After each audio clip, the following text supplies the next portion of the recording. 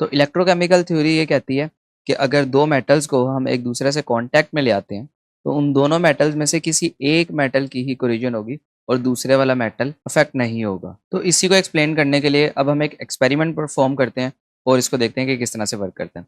For example, हमारे पास यहाँ दो मेटल हैं, एल्यूमिनियम और कॉपर।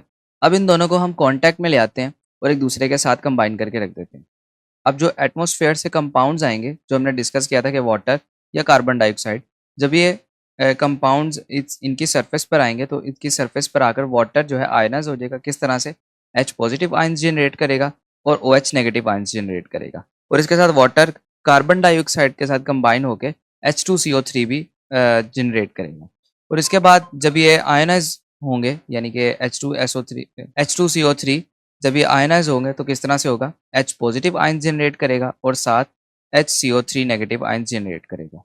अब देखें यहाँ आयंस में हमारे पास 3 डिफरेंट आयंस मौजूद हैं, जिनमें देखें OH negative ion, H positive ion और HCO3 नेगेटिव आयंस मौजूद हैं। और यही आयंस जो हैं ये आगे चलकर हमारे कोलिजन को प्रोसेस को फास्ट करते हैं। अब सवाल ये है कि कोलिजन किसकी होगी, कॉपर की होगी या एल्यूमिनियम की होगी? तो इसका जवाब हमें इलेक्ट्रोकेमिकल सीरीज से मिलेगा। आपको याद होगा हमने फर्स्ट ईयर में इलेक्ट्रोकेमिकल सीरीज पढ़ी थी, जिसमें हमने एक स्टैंडर्ड हाइड्रोजन इलेक्ट्रोड लिया था यानी कि शी, और इसका स्केल 0 0 पर रखा था और इसको कंपेयर किया था दूसरे एलिमेंट्स के साथ, दूसरे मेटल्स के साथ, कि उनका पोटेंशियल कितना है। तो यहाँ पर जैसे आप देख सकते हैं कि टॉप टू बॉटम जो मेटल्स हैं इनका जो पोटेंशियल की वैल्यू है, तो इसका क्या मतलब है? इसका मतलब ये है कि जो रिडक्शन पोटेंशियल है वो हमारा टॉप टू बॉटम इंक्रीज कर रहा है। जब हम नेगेटिव वैल्यू से पॉजिटिव वैल्यूज की तरफ जाएंगे तो वहां पर रिडक्शन पोटेंशियल जो है इंक्रीज करेगा। और इसी के अगर हम उल्ट देखें तो अगर हम पॉजिटिव से नेगेटिव की साइड पर जाएं तो ऑक्सीडेशन पोटेंशियल जो है वो इंक्रीज करेगा। ठीक है,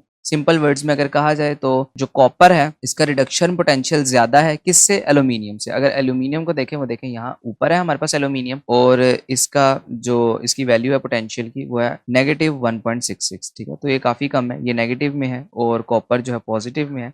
तो इस वजह से कॉपर का रिडक्शन पोटेंशियल ज्यादा होगा, एल्यूमिनियम का रिडक्शन पोटेंशियल कम होगा। इसी तरह से एल्यूमिनियम का ऑक्सीडेशन पोटेंशियल ज्यादा होगा और कॉपर का ऑक्सीडेशन पोटेंशियल कम होगा। तो देखें, एल्यूमिनियम का ऑक्सीडेशन पोटेंशियल ज्यादा है, ठीक है, रिडक्शन पोटेंशियल कम है।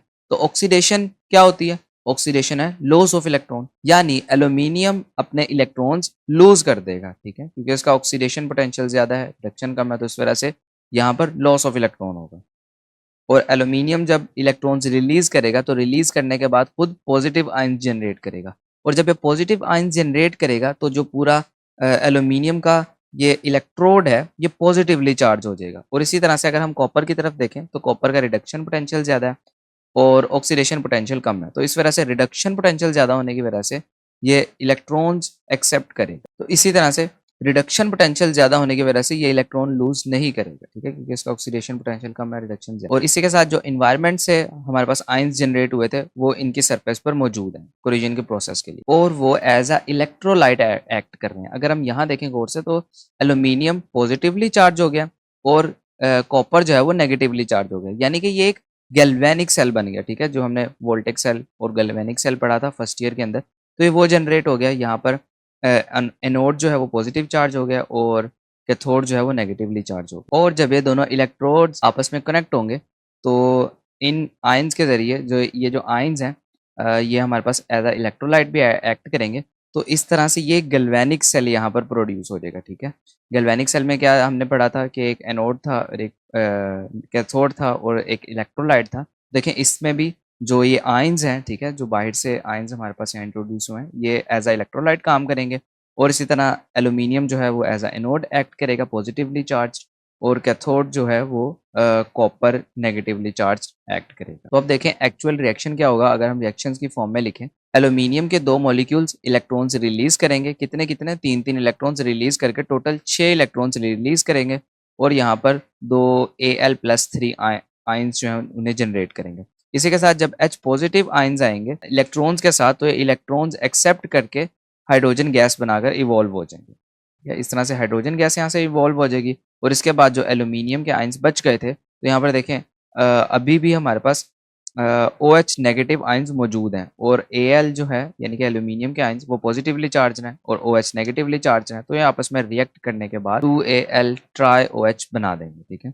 और ये कंपाउंड जो है ये पानी में डिसॉल्व हो जाएगा, यानी कि जो वाटर है मॉइस्ट की फॉर्म में है या ड्रॉपलेट्स की फॉर्म में है, उसके अंदर ये मिक्स हो जाएगा। और देखें चूंकि इसमें एल्यूमिनियम आ रहा है तो इसी तरह से एल्यूमिनियम जो है वो आहिस्ता आहिस्ता यहाँ से ख़त्म होना शुरू हो जाएगा। और अगर क्रोजन का प्रोसेस काफ़ी देर तक चलता रहे तो एल्यूमिनियम जो है वो आहिस्ता आहिस्ता यहाँ से ख़त्म हो जाएगा और कॉपर हमारे पास यहाँ इसी तरह से बच जाएगा। यानी कि जो कोलिजन होगी वो सिर्फ एल्यूमिनियम की हो रही है, वो कॉपर की नहीं हो रही है, ठीक है। क्योंकि एल्यूमिनियम देखें यहाँ पर वाटर में डिजोल्व हो रहा है इस तरह से कंपाउंड की फॉर्म में आके, तो कोलिजन जो है वो एल्यूमिनियम की हो रही है, ठीक है। इस तरह से हम देखते हैं कि जब दो मेटल्स को मिक्स करते हैं तो उनमें से एक की कोलिजन होती है और दूसरे वाला अफेक्ट नहीं होता।